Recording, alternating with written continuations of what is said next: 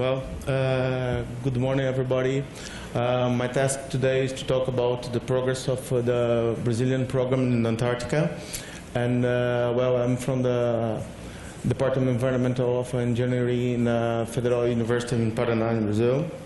And we are a part of the IGAC&iCACGP of Criosfera.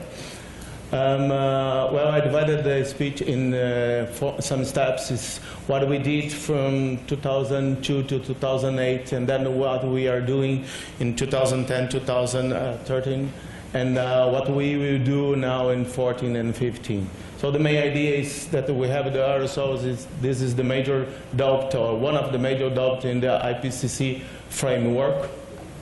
So it's getting more difficult to separate the urban and the regional and global pollution. So we have here, we have here a lot of emissions, different sources of biomass burning, cars and industries and volcanoes.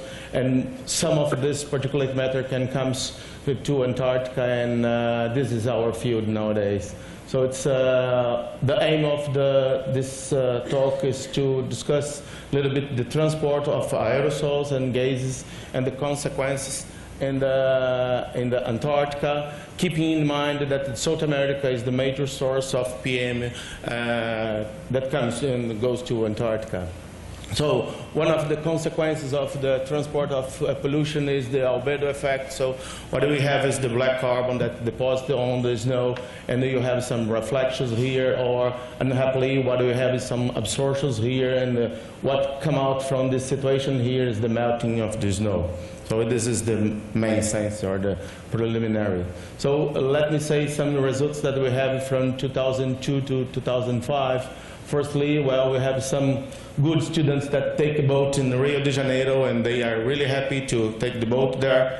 But then later on they realize that this travel here takes something like 2 months, and they should sampling every 2 minutes. So in the end of the travel here, they are not that happy. But anyway, we did this, so we convinced different students in different times of the part of the Brazil. So in 2002, we have here the results from black carbon. So 2002, 3, and 4, of course, different students. So what do we see? Firstly, is what we expect is decreased tendency from the tropical to subpolar. So we have influence of big cities at São Paulo, and then Rio, São Paulo, Buenos Aires, of course. And what we see is the reducing the quantity of black carbon in the ocean. But what we have as a bad news is that we have the increase or the higher concentration of black carbon in successive cruise. So it's something that we wrote paper and so on. And this is our contribution, the black carbon concentration in the coast of South America and some parts of Antarctica. But in the meantime that we are sampling the black carbon, we are also sampling particulate matter in a book, by a book analysis, the file, this graph is 2 micrometers, smaller than 2 micrometers, and we got some elements here by X-ray-F, and also in the meantime we sampling single particle analysis and we run by EPMA. So it's what we got a little bit weird is that we found iron in the ocean, and this is a little bit make me a little bit crazy with the situation. So it's a weird cluster to find in the middle of the ocean, in these points here. And we were thinking where come from this, and if this iron is useful to the ocean or not. Okay, so the next step is that we should remember that the iron, the dissolved iron, is a key factor for the phytoplankton growth over the ocean. So this works as nutrient. Okay, I'm sorry. Oh, pardon. What we realize is that the time that we are passing by here with the boat is the same time that we have the bloom of coccolithos. That is the first phytoplankton in the ocean. So we have the blooms here, and we try to understand the relation between the book analysis where we found the iron, the single particles that we have the clusters with iron oxides and the back trajectory. So seems to be that the Cocolytus bloom is fertilized by the ocean, but this comes from where? So by backyard trajectory, what we understood is that we have here the Patagonia desert that's coming, produce the dust that goes over the ocean and helps to develop the bloom of Cocolytus in this area. That is one of the 3 areas of Cocolytus in the world. So we have in the Gulf of Biscay between France and England as well. This is quite important because this is a Cocolytus that is the first food in the ocean. So it's a phytoplankton that is the startup of all food web in the ocean. So to make the long story shorter, what we discovered is that the transport of dust from Patagonia to the desert can induce the fertilization of the ocean. But nowadays what we are a little bit cross is to understand what type of iron we have over there. Is iron 2 or 3, because the iron 3 is not really useful to this community, and iron 2 is, will be useful to them. So we are studying now what type of iron we have. Just one extra point is that we realize that the ocean is a little bit acid nowadays, so it's something like 10% acid nowadays from the Industrial Revolution. And we should remember that we have a lot of CO2 in the air, and this CO2 comes uptake to the ocean. And the consequence is that in the meantime that we were sampling the aerosols in the coast, we also sampling some blooms or some Cocolytus. And it's funny because the Cocolytus here is a calcium carbonate, is unicellular. This has a scale of 10 micrometers more or less. And this is just one calcium carbonate skin that can be dissolved in an acid solution. So this is a health Cocolytus, that is a really good one, and this is the bad one. So we found these guys in the coast of Patagonia. So this is a little bit weird because if this is true, we have the solubility of this Cocolytus, and of course, this guy is the cocopod, is the first zooplankton that eats this guy, but he's a little bit selective. He says, I just eat this if I have a healthy food. He said that this diet I don't want to eat. So in this situation, with the food web is broken. So it's what we wrote a couple of publications now and to discuss if this comes from the effect of the uptake of CO2 in the ocean, or if this is the fecal pellet from the Cocolytus. This is a little bit difficult to understand. Going to the activities in 2010, 2011, what we have here is we have a sampling near Patriot Hills. It's an American station, a little bit far from the coast here in Antarctica. We did one ice core with more or less 5 meters deep, and we make a fraction of it.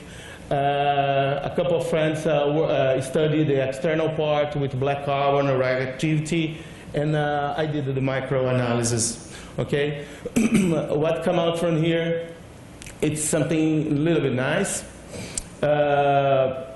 So what we found is from the top of the ice core, we didn't find a lot of mineral dusts, but we are going down inside of the ice core. We found much more mineral dust. So just taking some results, some data from the Patriot Hills and the people around there, what we understood is this is a graphic from 1968 to 2008. And what we realized is that the wind speed in that region increased a lot, and in the meantime, the concentration of ozone is reduced.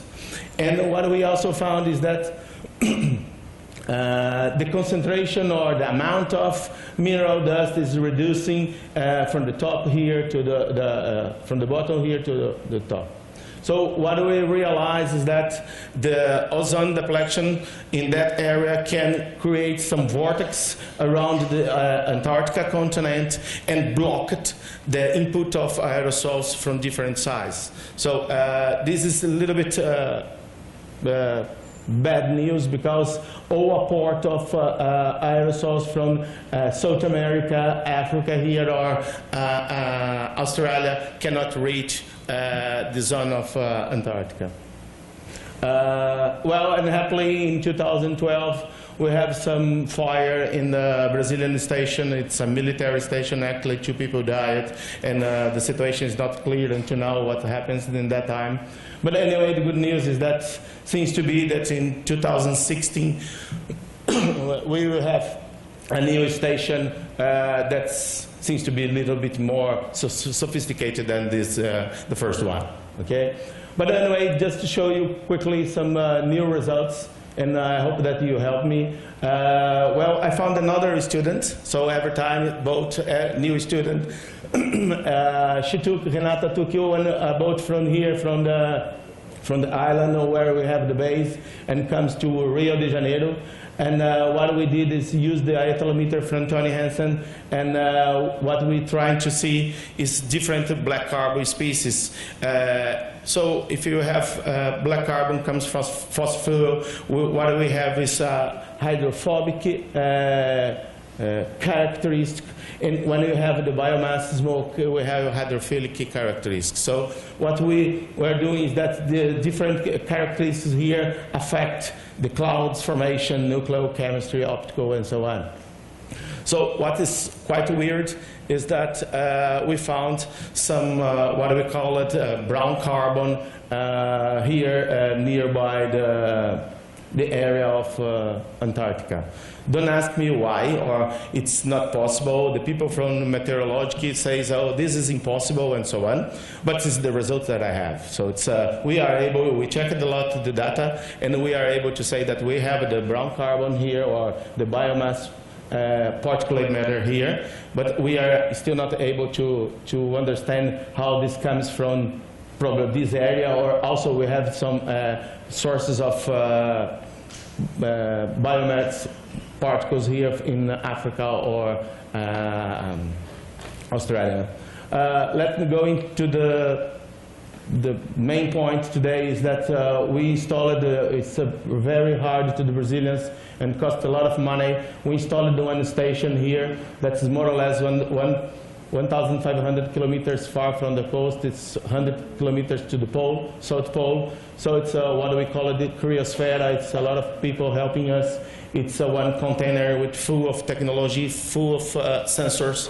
And quickly, it's, we got most of the support from Sweden people that handling really cold situations. So we come, the setup of the container was did in São José dos Campos, and we came to Chile quite easy, but and then with this aircraft we go to this area, and then later on with this one, and then the later point here we go with convoy to reach the place.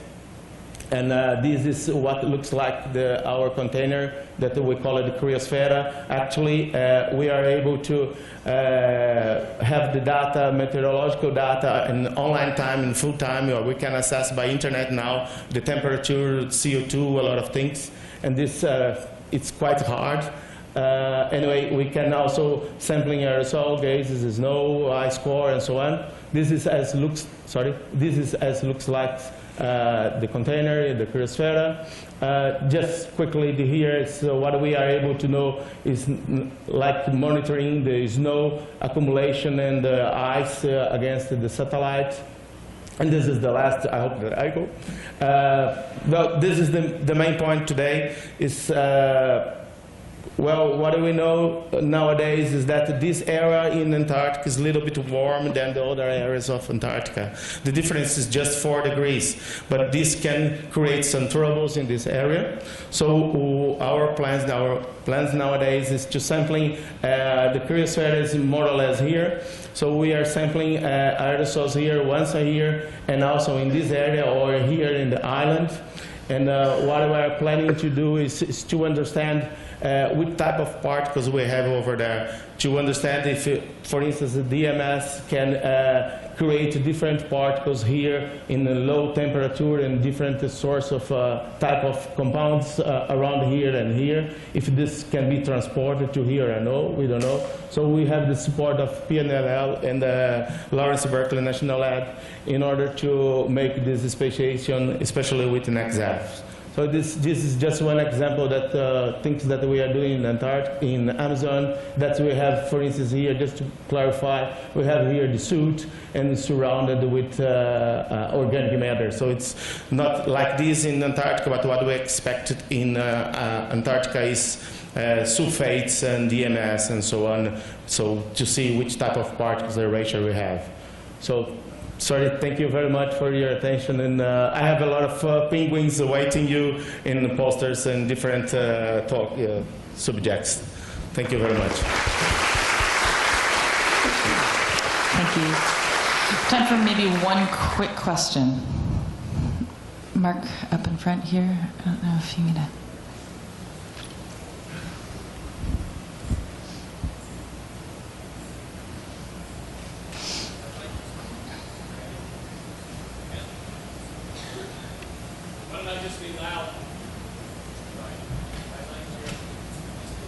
I liked your analogy that the zooplankton don't like to eat diet food when the coccoliths change their forms. But of course, if the diet food is the only thing available, then eventually there'll be a development. On what kind of time scale would you expect actually the zooplankton to develop or evolve, or the speciation to change, so that they would actually adjust to the new conditions and the malformed diet food coccoliths?